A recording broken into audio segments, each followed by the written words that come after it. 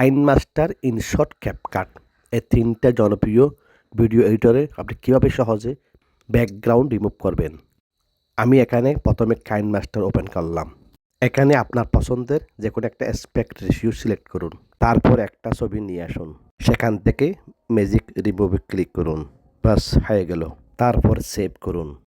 এবার ইনশটে ট্রাই করি। Photo select করুন, এরপর নিউতে যান। আপনার নির্দিষ্ট ছবিটা ইনপুট করুন। কাট আউট সিলেক্ট করুন, ম্যান আইকনের উপর ক্লিক করুন। নেতাদের পিছনে কিছু নেই, ওরা এখন সামনে যাওয়ার পালা। সর্বশেষ ক্যাপকাট ওপেন করুন, নিউতে যান, তারপর ফাইল ইনপুট করুন। রিমুভ বিজি খুঁজে বাইর করুন, কিন্তু এখানে এটা ফ্রি ইউজ করা যাচ্ছে না। ব্যাক দিয়ে ফাইলের বাইরে চলে যান, ব্যাকগ্রাউন্ড ক্লিক করুন, ছবি ইনপুট করুন, তার কাজ তারে করতে দেন। এইখানে ক্লিক দিয়ে দেখুন ব্যাকগ্রাউন্ড রিমুভ হয়েছে কিনা। ব্যাস হয়ে গেছে। ভালো লাগলে আমাকে একটু স্মরণ করুন।